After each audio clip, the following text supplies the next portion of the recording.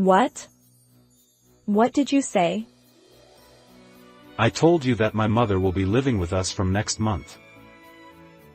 My sister will also be coming with her, so make sure you take care of both of them.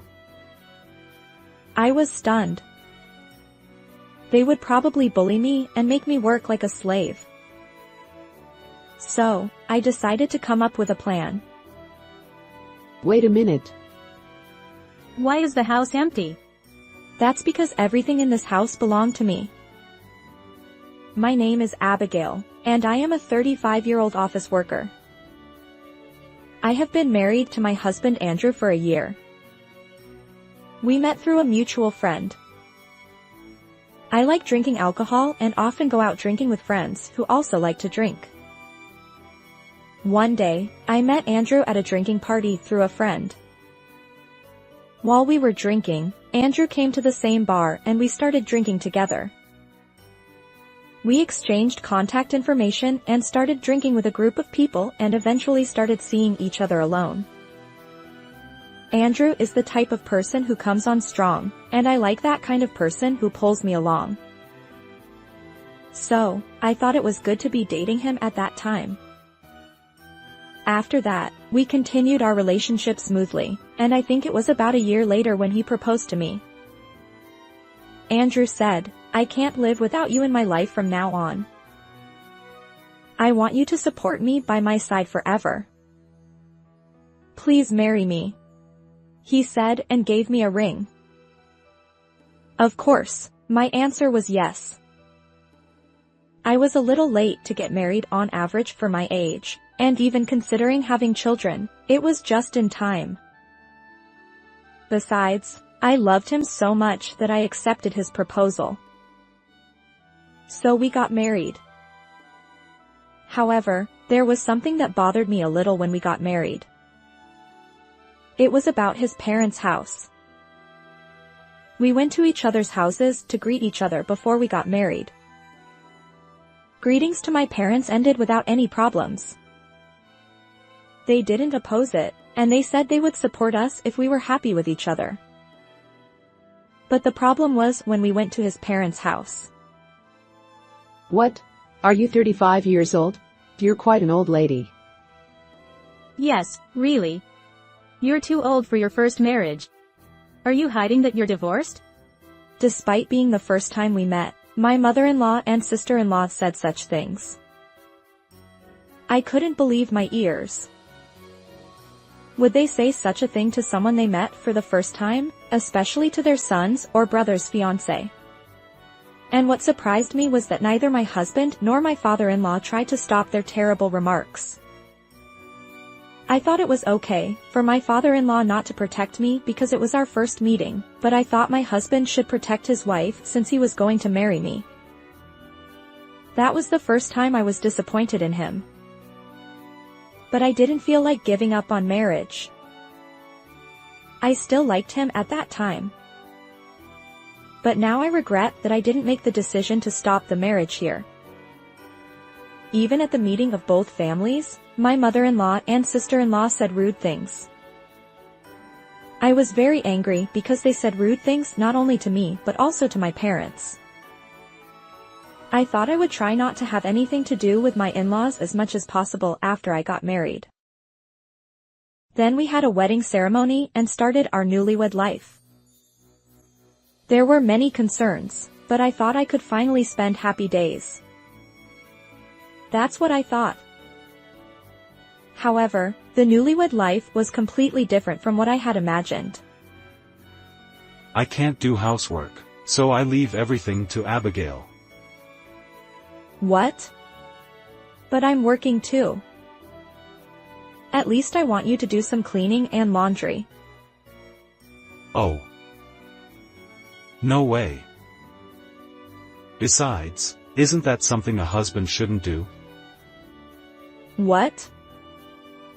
As soon as we got married, my husband started pushing all the housework onto me. When we were dating, I thought he was a much kinder person, but after we got married, that kindness disappeared. Hey, is dinner ready yet? Just wait a minute, I'm making it now. I'm starving. Normally, you make something ahead of time or prepare it in the morning, don't you? Even though he doesn't make anything himself, he says things like that. If that's the case, you should make it since you come home earlier than I do. I was so angry that I said that. Then my husband got angry. Huh? I told you I can't cook. And I've already told you before, housework is the wife's job. How many times do I have to tell you? You're so stupid. My husband berated me like that. It's frustrating to have his values forced on me and to be called stupid. After we got married, my husband started behaving terribly, as if he had changed completely, and I was shaken. Or maybe this was his true nature all along. After that, my husband continued to behave like a typical male chauvinist. Why did you take a bath before me? What? You were playing games. I was just about to finish, so I was going to take a bath. But you got in first and I couldn't get in. Don't take a bath until I do. Then you should have taken a bath earlier. What? That's my business. Let me take a bath when it's convenient for me. I want to return those words exactly as I was said. It's too unreasonable. I never intended to let my husband do whatever he wanted. I want to take a bath when I feel like it. What? You're the worst wife ever. Well, you're the worst husband too. What? You're so cheeky. Well, if you want me to respect you and want to follow you, why don't you do things that make me feel that way? Well, people like that help with housework and don't try to restrict their partner's behavior. Enough. I can't talk to you anymore. Saying that, my husband went to his room. It's my line that we can't communicate. After that, we fought for a while. We stopped talking altogether, and silent days continued. In the midst of all this, my husband finally spoke up. I'm sorry. Huh? So, I was wrong. I'm sorry. Can you do my share of the housework? While we were fighting, I only did my own housework and didn't do any of my husband's. I did all the laundry, cleaning, and cooking for myself. At first, my husband was stubborn, but gradually things got harder for him because I wasn't doing anything. He didn't have any shirts to wear to work, the room was getting dirtier, and he was getting tired of hamburgers. His dissatisfaction with me grew as I didn't do any housework. That's why he finally apologized to me. Finally, you understand now? You were able to live comfortably because I did all the housework and supported you. From now on, don't act like a male chauvinist. Oh, okay. It seems that my husband finally understood after experiencing that. After that, he didn't complain about my housework. However, he didn't help or do it himself either. For a while, my husband was quiet, so we spent peaceful and calm days. But one day, a problem occurred. It was when we participated in a gathering at my parents-in-law's house for the first time since we got married. Are Andrew and Abigail living a proper married life? Is Abigail doing her housework properly? My mother-in-law asked me that, so I answered, yes, I'm doing all the housework. Then my mother-in-law said, What kind of way is that to say it? And attacked me. Huh? Didn't you say something discontentedly? No, that wasn't my intention. I was troubled, and my sister-in-law joined in to support my mother-in-law. I thought so too. Do you have any hostility towards my mother? No, not at all. Why would you think that? Eek, scary. This time, she had an exaggerated reaction to me. My mother-in-law and sister-in-law took an annoying attitude towards me for some reason. Then my husband joined in and blamed me. Abigail is always so aggressive. I'm having trouble because she's angry about everything. Oh, really? You're so cheeky for a daughter-in-law. We have to educate her, don't we? My sister-in-law and mother-in-law said that and said they would come to our house to check on us. It's not a joke. I don't want them to do that. It's okay. We have our own way of being a couple. It's not working properly, so we're going to go. Yeah, you're so stupid. These people are really annoying. And even though my sister-in-law and mother-in-law are saying such things, my father-in-law doesn't try to stop them at all. I was angry with my father-in-law's laissez-faire attitude. That's how the first gathering at my parents-in-law's house ended. Hey, why did you say that? Your mother and sister are getting carried away. Huh. But it's the truth. You've been complaining about little things. What's that supposed to mean? I was increasingly disillusioned with my husband. Then on holidays, my sister-in-law and mother-in-law started coming to our house regularly.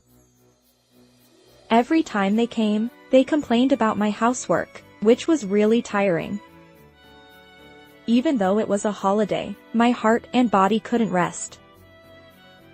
Moreover, when they came to the house, they demanded things like wanting to eat this, so it took time and effort, and it cost money for food.